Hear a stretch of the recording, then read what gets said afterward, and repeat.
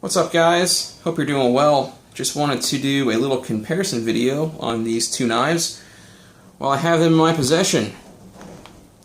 So yes, we have the Gayle Bradley and Gayle Bradley 2. So just wanted to knock one of these little reviews out here, comparisons, if you guys are maybe on the fence about which one you want to get. But now that the Gayle Bradley's discontinued, they're harder to find, but you can still find them on secondary markets for pretty reasonable prices. But as with a lot of discontinued Spydercos, their prices go up as time goes on. So I'd grab one now if they're on your list at all, of something that you might want to consider. So let's go ahead and get these out and start talking about these knives, guys.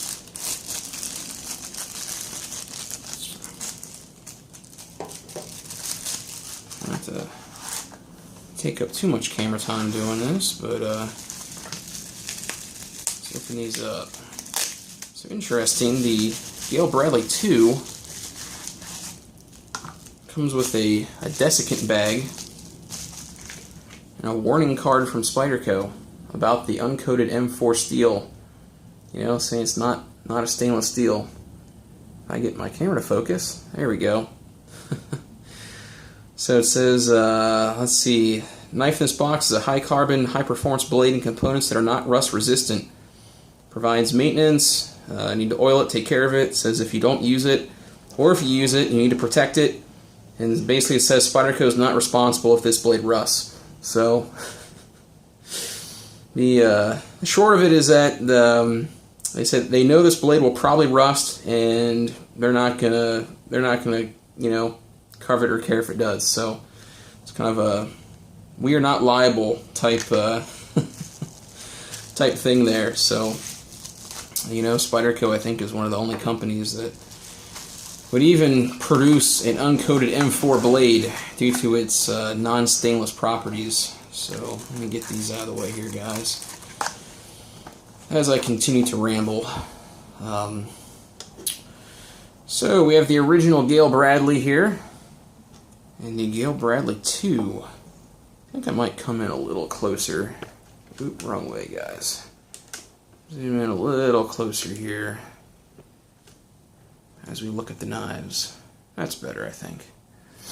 So, I think you guys know the story on Gayle Bradley and his blade sports cutting competition days, and Spyderco likes to collaborate with a lot of knife designers, custom knife designers, and obviously successful ones. So this was another, the Gayle Bradley 1 was a collaboration between Spyderco and Gayle Bradley, and overall design was to make just a tough, working knife that was going to cut well and, stand up to use despite these attractive, somewhat classy looking carbon fiber handle scales. So it's kind of something I feel that with the Gayle Bradley line, it's trying to be, maybe too many different things. So on one hand, it's supposed to be a hard use knife, on the other hand, it has, polished blades and hardware, and it has these G10 scales, and it looks kind of classy. So,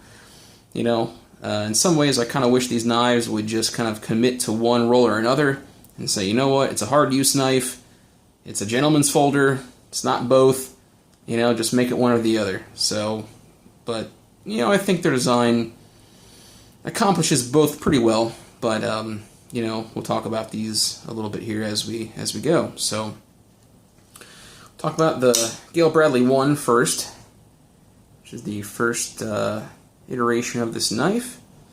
And overall, these blades are very, very similar, but just a little bit different. If you line these up here, the Gayle Bradley 2, the blade's just a tad longer, which I like.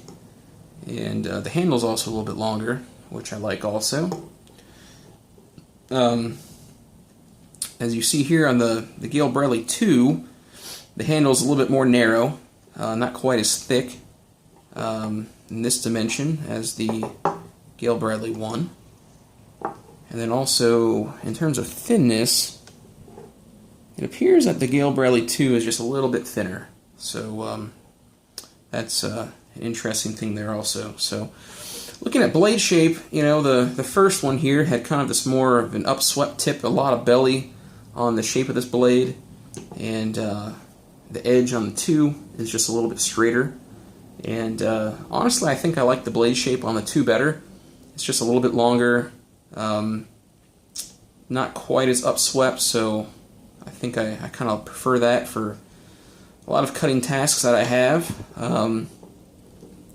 If you take a look here, the main difference has to do with these handle choils. So on the first Gayle Bradley, it had this choil here with no jimping, and as you see here on the 2, the choil's been moved back away from the blade a little bit. I know some people had some concerns about that in the first design. So that's something a little bit different that they did there. As I believe the Apostle P mentioned, the spider hole has gotten smaller. It shrunk, so it's a little bit bigger here on the Gayle Bradley 1, a little bit smaller here on the 2, and that doesn't really affect the knife too much in my estimation. It changes the shape a little bit of the blade profile, kind of reduces this hump, with the spider hole, which I think lends itself a little bit more to a design that Gayle Bradley would do himself, and kind of a little less Spyderco influence in that regard.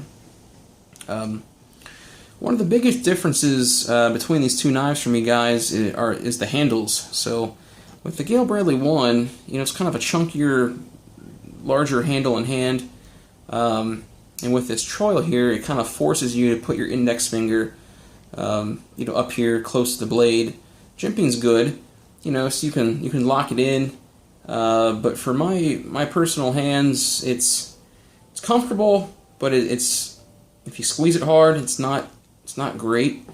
I would have to say I think the handle and design changes is one of the biggest improvements of the Gayle Bradley 2. That without having this choil here, so close to the blade, and this little bump here in the handle, if you guys can see that there.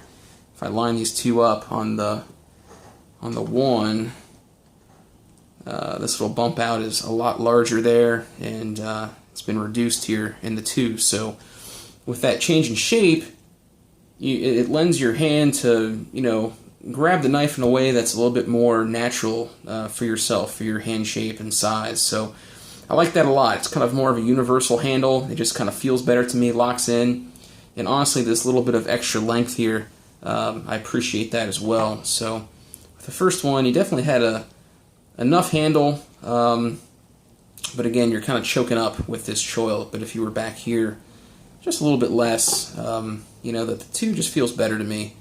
If I close my eyes and pick these up, to me the handle of the 2 is more comfortable. It just feels more natural, and it's a knife that I would do more cutting with over the course of a day if I had to make a choice between these two knives. Something else that I'd like to mention is weight, so weight reduction. So the Gayle Bradley 2 is a fair amount lighter than the Gayle Bradley 1, and you can feel it in hand. It's a noticeable difference. It's not extreme, but it's definitely a noticeable difference between these two knives. Excuse me, guys. This particular version does have milled out liners. This was a later version of the Gayle Bradley 1, so it's milled out. These liners are thicker, if you can see here with these two knives. The liners are much thicker on the Gayle Bradley 1 than the 2 over here, and you can feel that in the weight. And honestly, the Gayle Bradley 1, it's more handle heavy, has a lot of weight towards the handle, and to me, the Gayle Bradley 2 feels much more balanced. That it feels lighter in hand to me. Overall, it feels faster in hand. So I think the weight distribution of the 2 is much better than the 1. So that's something to keep in mind there, guys. A lot of people with the 1, they criticize this frame liner lock as being, too stiff, too hard to disengage. And, given that this was supposed to be a user knife that, you may only open and close this knife, 2 or 3 times a day, I think that lock was perfectly adequate for that purpose and role. But, for people that just want to open and close knives on their couches, okay, maybe you have some issue with that. But realize, some people out there are still designing knives to be knives first, tools first, which is what they're supposed to be, and not just, toys that you play with at home. So, it's all the people out there that cried this, it's the lock is too hard, hurts my thumb, I can't do it, blah, blah, blah. I don't know. I think I'm just going to say man up, But for me personally, on the one, to disengage this liner lock was not a concern for me. It's not overly stiff, I don't think. It open and close, well for me. It digs in your thumb a little bit, but, if you work with your hands, whatever, probably have a little bit of callus on your thumb there, like I do, and it's whatever, I know one of the design goals for the 2 was to make that the effort to release the lock to, be not as hard on the 2. And they've changed it a little bit. They've put a little bit of jimping kind of here on the lock bar, and the lock bar itself is thinner. So when you go to disengage this lock, it's a little bit easier, but honestly, the amount of metal that's sticking up to disengage the lock, I don't know if you guys can see this or not. So there's the 1 and the 2 side by side. I mean, it's about the same, guys. It's maybe even a little bit less sticking up on the 2. So to get your hand in there, or your thumb, I should say, it's not a night and day difference to me. Honestly, I think the locks are about the same. I think probably a lot of guys would agree with me in that regard. Something I just noticed, it looks like the little stamp there for Gayle Bradley has been shrunk in the 2 versus the 1 there. And let's look at the other side here. Also, the lettering for Spyderco and CPM M4 is a little bit smaller, and the spider mark is also smaller as well on the 2. So everything got a little bit of a diet. The 2 does not have a lanyard hole, which you can see here. I don't think that's really too much of an issue. There is a standoff here, so if you wanted to, tie a lanyard to that, you could certainly do so without too much fuss. I think one of the issues with the 1, guys, is this lanyard tube is very close to this standoff. For some people who make custom lanyards, things like that, this hole is not overly large. You may have a little bit of trouble getting the lanyard through that hole.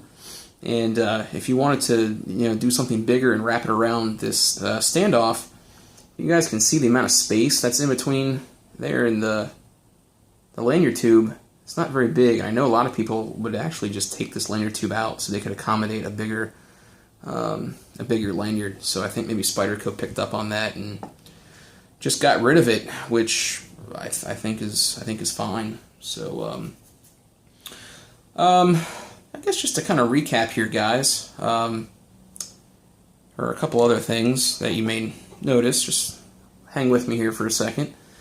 On the 2, this flat part here is ground horizontally. The blade edge is actually ground vertically. I don't know if you guys can see that in the light or not, which is kind of cool. Adds just, changes the light, the way the light hits it just a little bit. And on the 1, it was just all vertically ground from top to bottom, so a little bit less interesting visually. So overall, guys, if you were faced with a decision as to which one of these knives that you personally want, maybe I can provide just a little bit of, assistance here for you. So I actually got both of these knives, in because I wanted to compare them both side by side. I didn't know which one I wanted, so I said, well, I'll just get both, and I'll see which one I prefer, and whichever one I don't like, I'm gonna, sell or trade. So I guess to beat to the chase, which you probably could tell from the overall tone of this video, I decided to keep the 2. I like the 2 better than the 1. So overall, just the blade shape, I like a little bit better, a little bit longer, sleeker, but again, the handle design really makes it for me, guys. The handle just seems a lot more comfortable for me on this knife, and you know, the weight reduction is good also. You know, that's something that's important, and you know, just overall, visually, I think this knife is just a little bit more attractive than the one. So the one is kind of, I don't know, a little chunky, a little thick. You know, the blade to handle ratio is a little bit more off than it is with the two. It's a little closer to 1-to-1 in the two, even though it's not. So that's what I've decided to do here, guys. I'm going to keep the two, and the one's going off to one of my customers. So we wanted to get one of the ones before they were too hard to find. So there you have it, guys. Just a little comparison video between the one and the two. I know there are lots of other videos out there. I know the Apostle P did a good comparison video of these two knives not too long ago. So I actually kind of forget what his determination was of that video. If my memory serves me, he liked the two, but he still kind of liked the one, maybe because it was more of a pure design cutting knife, but I don't know if I necessarily agree with all the points that he made in that video. So I think the two would just be just as capable, and honestly, in long-term cutting, I think the handle on the two would be, you know, less fatiguing over time, and I don't think you'd notice any difference in cutting ability between these blades. To be honest, they're both very thin behind the edge. They're both excellent cutters, so that's not really a concern for these knives. But as always, guys, CPM M4, you got to keep it dry. You have to keep it oiled. Don't keep it in moist environments. It will rust very quickly. I've seen these blades rust in a matter of, you know, 15 to 20 minutes in the right conditions, that you'll start to get little rust spots, little patina spots. You know, I believe in the Rob's video, Apostle P, he, you know, he lives in Indiana, and it's a dry state. You know, it's not much humidity, and even inside, his knife has started to get rust spots on it after, you know, 3 or 4 years of just sitting inside. So just keep that in mind, guys. You know, for most of you, I don't really think that's an issue. I think most people that buy these knives, they want to use these knives. They realize they were designed to be cutters, and, you know, if they get a little bit of wear on them, some scratches, some spots, no big deal. Just kind of adds some character to the knife. And I think Mr. Bradley would agree. For people out there that would kind of complain about the steel, I think he would say, just use and enjoy your knife, you know. Don't be a sissy about it. So, but yeah, nice knives, guys. Really like these. You know, so if you're in the market for checking one of these out, highly recommend you do so. And hope that maybe this video would help resolve some of the dilemmas you may have in your mind as to which one was right for you. So, thanks for watching, guys. I will talk to you guys soon. I definitely have some more videos on the way. Thanks.